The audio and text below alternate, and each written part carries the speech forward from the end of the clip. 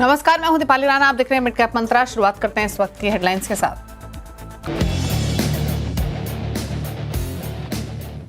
बाजार में सुस्त कारोबार, करीब 70 अंक की रेंज में घूम रहा है निफ्टी 25,450 के पास। हालांकि निफ्टी बैंक में 250 अंकों की बढ़त, लेकिन mid cap small cap stocks में 0.5% से ज्यादा की गिरावट।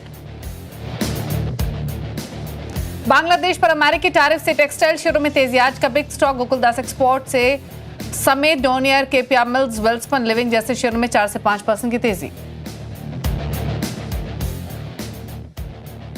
फार्मा, हेल्थ केयर, रियल्टी में बिकवाली, तीनों इंडेक्स आधे से 1% कमजोर। डॉक्टर रेड्डीज करीब 3% टूटा, लेकिन चुनिंदा एनर्जी शेयरों में खरीदारी। बीपीसीएल और एचपीसी वायदा के टॉप गेनर्स में शुमार। बाजार में बिग स्टॉक्स का जलवा। अच्छे बिजनेस अपडेट से कोटक बैंक 3% भागा, निफ्टी का टॉप गेनर बना। उधर कमजोर Q1 अपडेट से टाइटन 5% टूटा, निफ्टी का टॉप लूजर। जेन स्ट्रीट मामले पर सेबी के एक्शन से कैपिटल मार्केट वाले शेयरों की पिटाई जारी। कैपिटल मार्केट इंडेक्स आज करीब 3% टूटा। बीएसई में 7%, एंजल वन में 5% की गिरावट, दोनों वायदा के टॉप लूजर्स। घाटे में है एफएनओ के 91% ट्रेडर्स। सेबी की रिपोर्ट के मुताबिक वित्त वर्ष 2025 में 41% बढ़ा ट्रेडर्स का घाटा। वहीं सेबी के सख्त नियमों से एफएनओ ट्रेडिंग से निकल गए 20% ट्रेडर्स।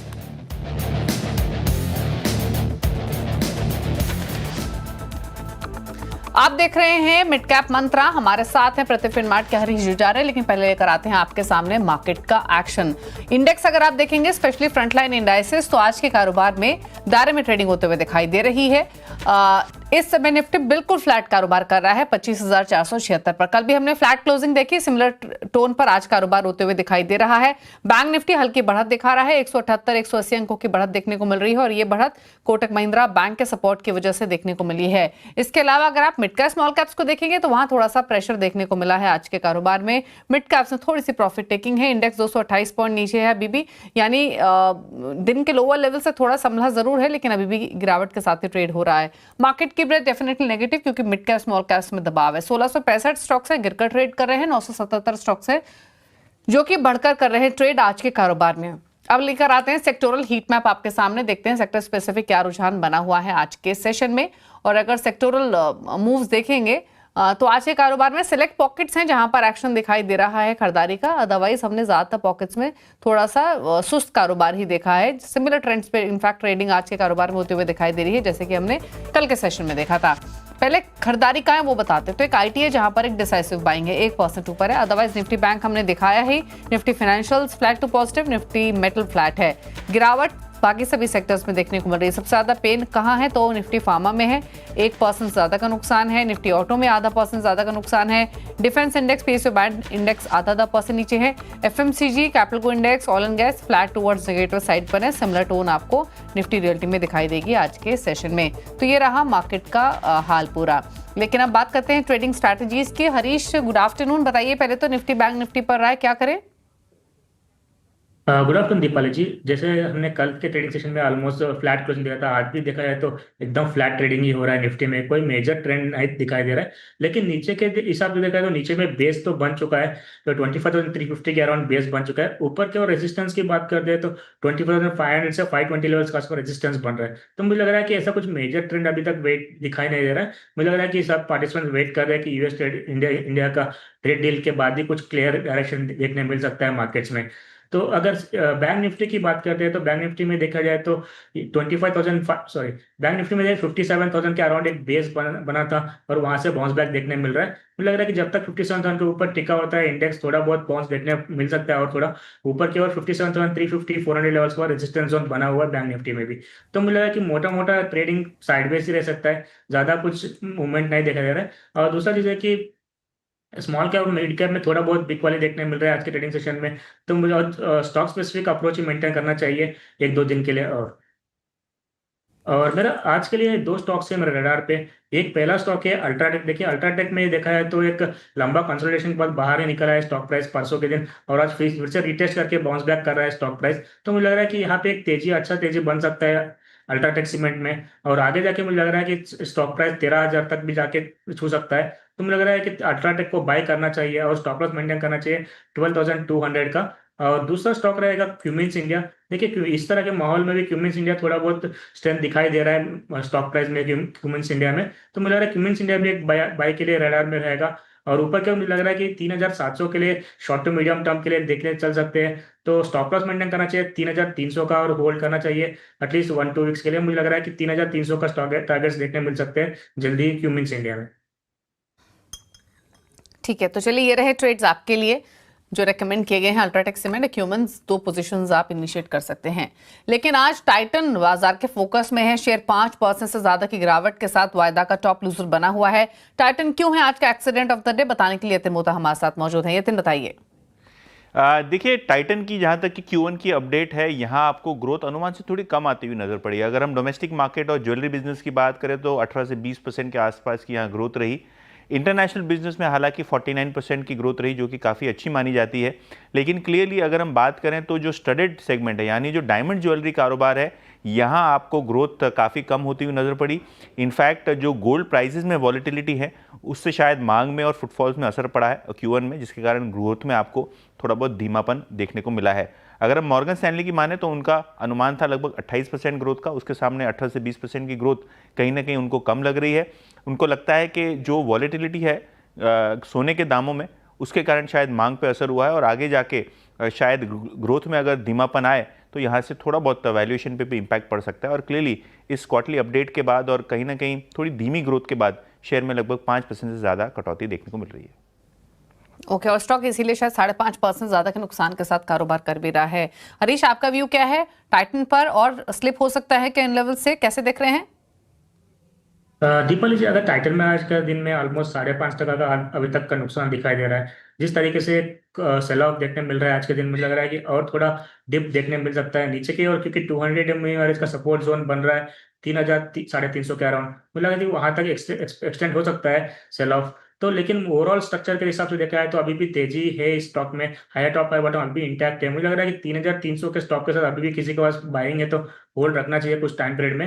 फिर मुझे लग रहा है कि वापस रिकवरी देखने मिल सकता है 3,600 के लेवल्स तक। तो फिलहाल के लिए मैं इसमें होल्ड की रेकमेंड दूंगा और होल्ड रखना चाहिए और स्टॉप लॉस मेंटेन करना चाहिए 3,350 का, और होल्ड करना चाहिए कुछ टाइम पीरियड के लिए। ओके, चलिए, तो होल्ड करने की सलाह है फिलहाल। 3459 के लेवल्स डेज लो पर ट्रेड करते हुए नुकसान ठीक ठाक आज के कारोबार में स्टॉक में दिखाई दे रहा है। चलिए रुक रहे हैं और अब बात करते हैं कोटक महिंद्रा बैंक की, जो कि आज हीरो ऑफ द डे है। आज शानदार तेजी स्टॉक में देखने को मिली है। दरअसल Q1 अपडेट्स के बाद ब्रोकरेज हाउसेस भी स्टॉक पर बुलिश हैं। क्या कहा गया है ब्रोकरेजेस की तरफ से, बताने के लिए कंचन हमारे साथ मौजूद है। कंचन, बताइए। जी, अगर हम बात करें क्वार्टरली अपडेट्स की तो हमें काफ़ी ज़्यादा स्ट्रॉन्गर साइड में वो देखने को मिले हैं। उसके बाद 2 ब्रोकरेजेस है जहाँ पे इन्होंने अपनी बेट लगाई है। सबसे पहले बात करते हैं मॉर्गन स्टैनली की। ओवरवेट की कॉल दे दी गई है। जो करंट मार्केट प्राइस चल रहा है, उनका मानना है कि हमें 25% का लगभग एक अपसाइड देखने को मिल सकता है। 2650 के जो टारगेट है वो कोट कर दिए गए हैं। वह जेफरीज ने बोला है खरीदारी कर लीजिए, और 20% का अपसाइड इनको भी करंट मार्केट प्राइस से नजर आ रहा है। 2550 के जो टारगेट है वो कोट कर दिए गए हैं। क्लियरली इन्होंने अपनी जो कॉमेंट्री है उसमें नतीजों को लेकर, अपडेट्स को लेकर ही बात की है। उनका कहना है कि जो डिपॉजिट ग्रोथ है वो हमें स्ट्रॉन्गर साइड में देखने को मिली है। साथ में जो कासा डिपॉजिट है वहां की भी जो ग्रोथ है वो हमें स्टेडीली इंप्रूव होती हुई नजर पड़ रही है। ओवरऑल अगर बैलेंस शीट की तरफ नजर डाली जाए तो वो भी काफी ज्यादा स्ट्रॉन्गर साइड में है। और अगर जेफरीज की माने तो उनका भी यही कहना है कि कंपनी के जो टोटल डिपॉजिट है और जो कासा है वो साल दर साल हमें 15% तक बढ़ता हुआ नजर पड़ा है। इसके अलावा अगर कासा डिपॉजिट की क्वार्टरली बेसिस पे बात करी जाए तो वो भी यहाँ पे 2% तक ही केवल गिरा है। लेकिन अनुमान ये जताया जा रहा है कि जो एवरेज बेसिस है वहां पे हमें जो नंबर्स है काफी ज्यादा स्टेबल साइड पे दिखाई दे रहे हैं, और आगे की ग्रोथ को लेके काफी ज्यादा ऑप्टिमिस्टिक हैं दोनों ही ब्रोकरेज।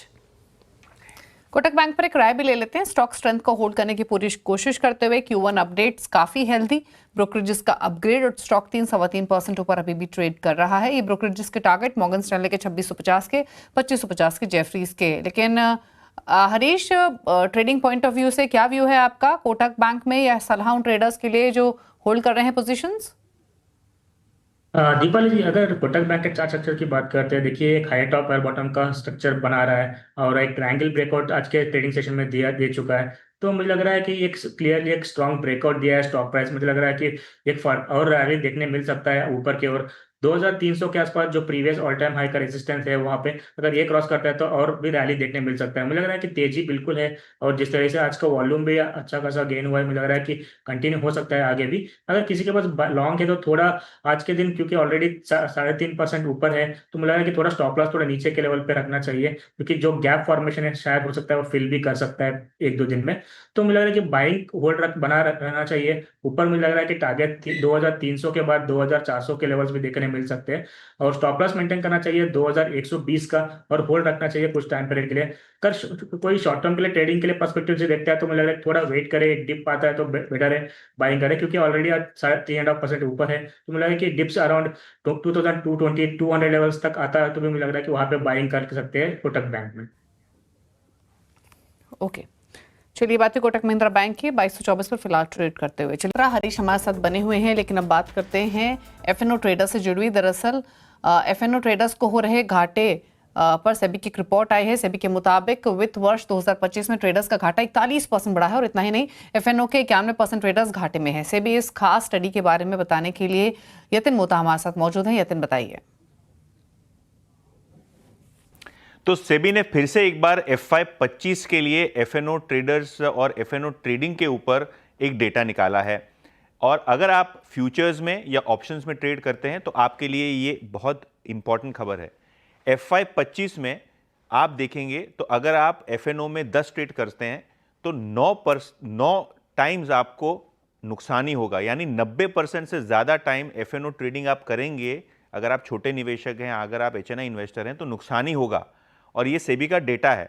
FY 24 में भी 90% से ज़्यादा का आंकड़ा था, FY 25 में भी ज़्यादा आंकड़ा था, और अगर हम साल दर साल बात करें तो नुकसान बढ़ा है।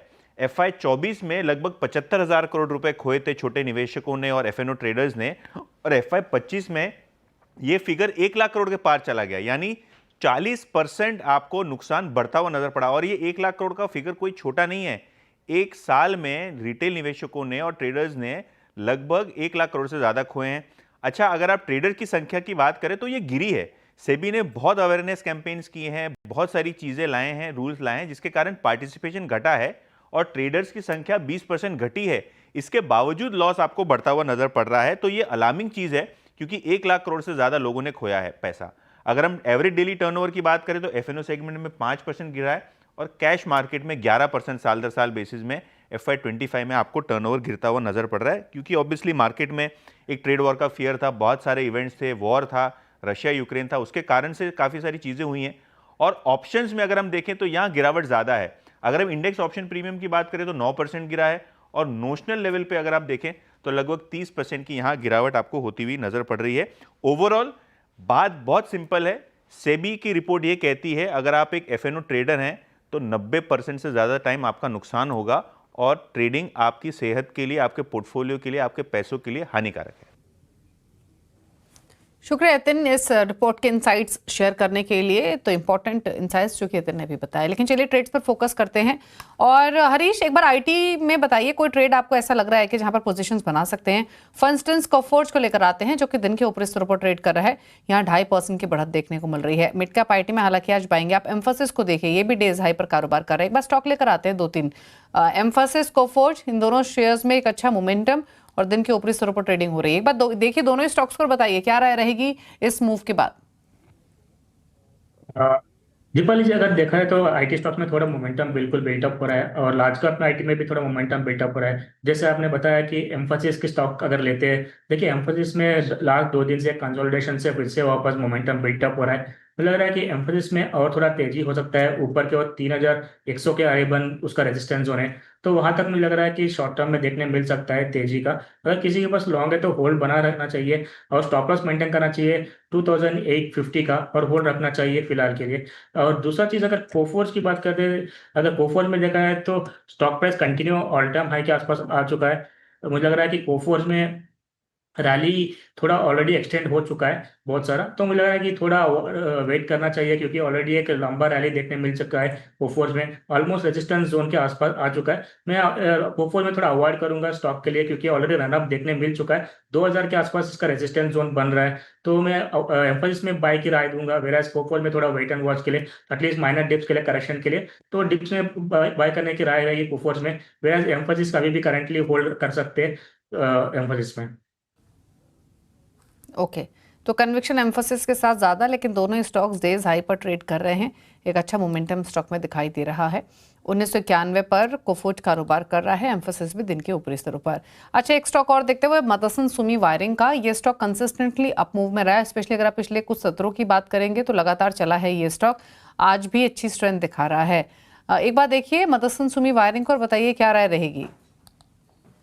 मदरसन सुमी वायरिंग देखिए, लास्ट 3 दिन से ऑलमोस्ट बोल सकते हैं कि stock price gradually up trend दिखा रहा है, और 200 डे मूविंग एवरेज आज के पहले ही क्रॉस कर चुका था, और आज जो 50 डेज का कि अगर देखा है तो गोल्डन क्रॉसओवर बोलते हैं हम लोग, जो उसमें टेक्निकली देखा है तो उसमें ऑलरेडी दोनों हो चुके हैं स्टॉक प्राइस में। एक मुझे लग रहा है कि लॉन्ग टर्म में तेजी बन रहा है स्टॉक प्राइस में, और शॉर्ट टर्म की बात करते हैं, शॉर्ट टर्म में रेजिस्टेंस जोन बन रहा है 66 के अराउंड, और मुझे लग रहा है कि यहाँ पे एक अच्छा तेजी बन सकता है और फर्दर रैली भी देखने मिल सकता है। मुझे लग रहा है कि 200 डे मूविंग एवरेज का स्टॉप प्राइस होल्ड करना चाहिए 58-90 के स्टॉक के साथ, और ऊपर की ओर लग रहा है कि जैसे इमीडिएट बेस में 66-55 और उसके ऊपर निकल रहा है तो और बड़ा सा रैली देखने मिल सकता है। ओवरऑल तेजी के रुझान दिखा नजर आ रहा है मदरसन सोनी वायरिंग में, तो होल्ड की राय रहेगी, और बाय के लिए थोड़ा डिप्स के लिए वेट करना चाहिए। ऑलरेडी 2 दिन से लगातार चल रहा है स्टॉक प्राइस, तो मुझे लग रहा है कि एटलीस्ट डिप आना चाहिए फ्रेश बाइंग के लिए, 62 लेवल्स के आसपास ट्राई कर सकते हैं फ्रेश बाइंग।